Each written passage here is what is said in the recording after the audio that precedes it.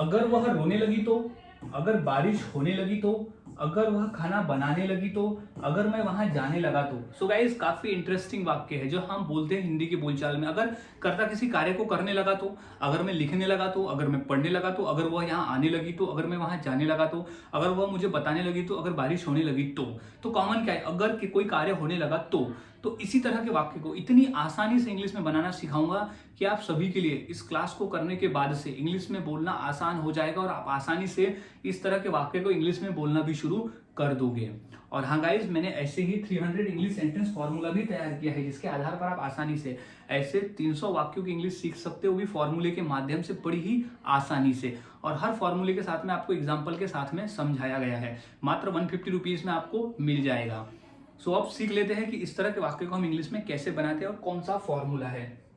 तो सबसे पहले हम फॉर्मूले को अच्छी तरह से समझ लेते हैं। तो सबसे पहले लिखते हैं व्हाट इफ। व्हाट इफ का ही मतलब होता है अगर। व्हाट इफ का ही मतलब होता है अगर यानी व्हाट इफ। तो सबसे पहले हमें लिख देना है व्हाट इफ अगर, व्हाट इफ अगर। फिर सब्जेक्ट आ जाएगा यानी कर्ता। सब्जेक्ट यानी होता है कर्ता।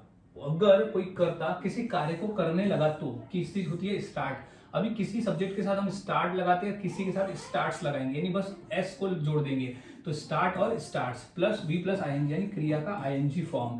क्रिया का आईएनजी फॉर्म लिख देंगे यानी अगर वो किसी क्रिया को करता रहा तो, अगर करने लगा तो वी प्लस आईएनजी लिख देंगे सिचुएशन के हिसाब से। फिर ऑब्जेक्ट क्वेश्चन मार्क। तो कंप्लीट फॉर्मूला है what if plus subject plus start और starts plus V plus ING plus object question mark. अब हमने फॉर्मूला देख लिया। अब फॉर्मूले के आधार पर वाक्य को बनाना सीखते ताकि आपको फॉर्मूला और अच्छी तरह से समझ में आ जाए। तो पहला वाक्य है अगर वह रोने लगी तो। अगर वह रोने लगी तो अगर के लिए सबसे पहले हमें लिख देना है व्हाट इफ। सबसे पहले हमें लिख लेना है व्हाट इफ अगर। फिर है सब्जेक्ट। सब्जेक्ट का यहाँ पर वह, तो वह रोने लगी से हमें समझ आता है कि वो स्त्री है तो हम लगा देंगे शी। व्हाट इफ शी, अब लगा देते स्टार्ट और स्टार्ट्स में हम लगाते हैं starts. What if he starts, रोने लगना तो क्या है क्राइंग।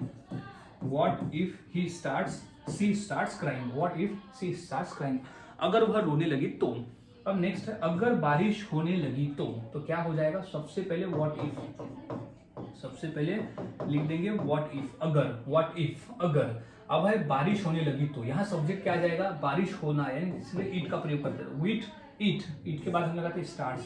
व्हाट इफ स्टार्ट्स क्या है बारिश, तो बारिश होना यानी रेन, तो आईएनजी फॉर्म हो जाएगा raining. What if it's raining, अगर बारिश होने लगी तो what if it starts raining, इस तरह से।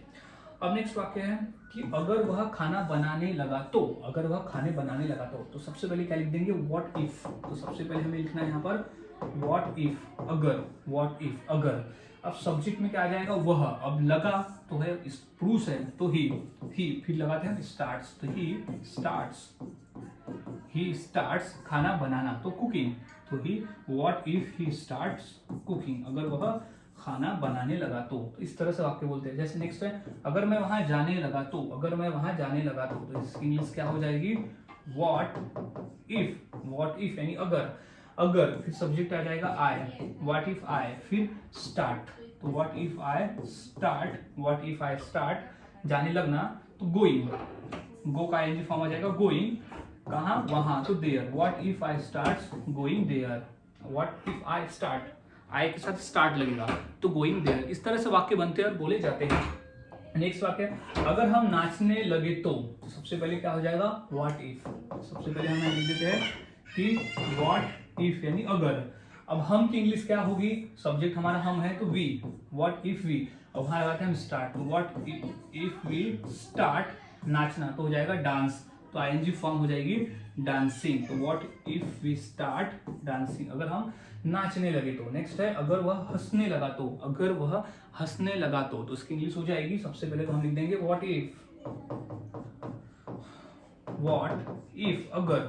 इफ अगर हंसने लगना तो इंग्लिश में कहते हैं सबसे पहले तो वह लगा तो है ही, तो ही, फिर हो जाएगा starts, if we starts, if what if he starts laughing यानी हंसना, लाफ यानी हंसना तो आईएनजी फॉर्म हो जाएगा लाफिंग, तो what if he starts laughing.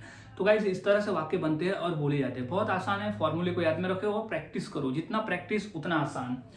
अब इसी फॉर्मूले के आधार पर दो वाक्य दें, जैसे अगर मैं बोलने लगा तो और अगर नेहा पढ़ने लगी तो ये दो वाक्य की इंग्लिश क्या होगी इस फॉर्मूले के आधार पर मुझे कमेंट करके जरूर बताएं। और वाक्य की प्रैक्टिस करते रहे, जितना अधिक प्रैक्टिस करोगे उतना आसान है और उतने ही आसानी से आप इसे बनाकर बोल सकते हो।